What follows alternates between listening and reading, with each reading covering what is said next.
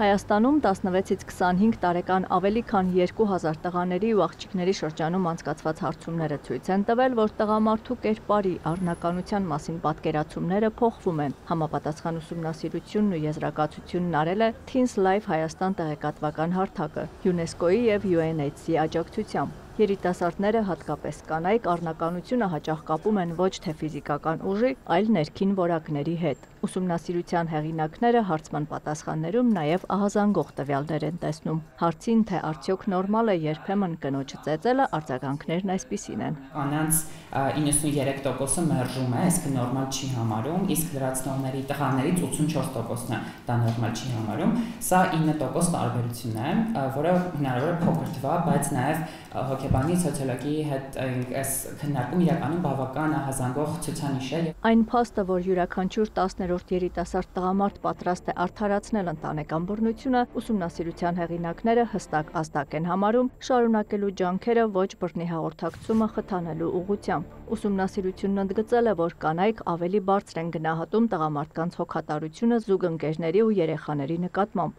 իսկ տղամարդիկ ավելի հակված են առաջնահերթություն տալ ավանդական հատկանիշներին, ինչպես օրինակ պատիվը բռունցքներով պաշտպանելն է։ Հոգեբանը պնդում է առնականության մասին այն կարծրատիպային պատկերացումները, որոնք կան, երբ օրինակ ագրեսիան համարվում է առնականության ցուցիչ, ուղիղ կապ ունեն ընտանեկան բռնության հետ։ Հայաստանում, ըստ նրա ներկայացրած վիճակագրության, տարեկան գրանցվում է ընտանեկան բռնության մինչև 1500 դեպք և մոտ տասնյակ մահվան դեպք բռնության հետևանքով։ Ընտանիքներում ցավոք սրտի ուզենք մենք, թե չուզենք, կա բռնություն։ Սա խոսում ենք դեռ մենակ ֆիզիկական բռնության մասին։ Դուք եթե նայեք վերահսկողական վարկը կամ ընտանեկան բռնության հոգեբանական բռնությունները, դա ահռելի թվերն է, բայց քանի որ դա հնարավոր չի թվայնացնել, մի քիչ դժվար է դրա մասին խոսել։ Իսկ ընտանիքներում ո՞րն է ազգային ավանդույթի ու թունավոր հարաբերությունների սահմանը։ Եթե մենք բռնության վրա դնում ենք ավանդույթ պիտակը եւ այն նորմալացնում, դա բնականաբար ոչ մի լավ տեղ չի տանում։ Հետևաբար,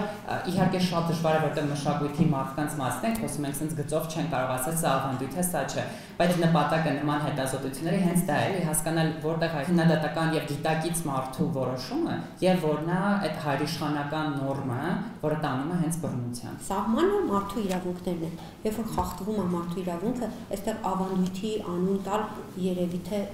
չենք կարող։ Հետազոտությունը ցույց է տվել, որ երիտասարդ տղամարդկանց վրա ավելի մեծ ազդեցություն ունեն հայկական ավանդական մշակույթի կարծրատիպերը, մինչդեռ կանանց մոտ ավելի մեծ դերակատարում ունեն մեդիան եւ սոցիալական ցանցերը։ Հարցման մասնակիցներից շատերը տղամարդու ֆինանսական անկայունությունն ասոցացրել են ոչ առնական լինելու հետ։ Հասարակությունում կարծրատիպային ընկալումն այն է, որ տղամարդը պետք է լինի վաստակողը, իսկ կինը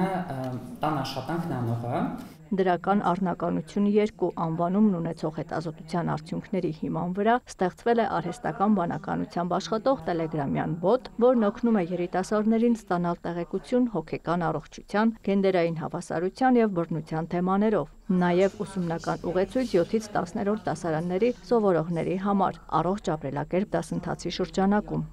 Աննա Զախարյան, Դավիթ Մաչկալյան, լուրեր։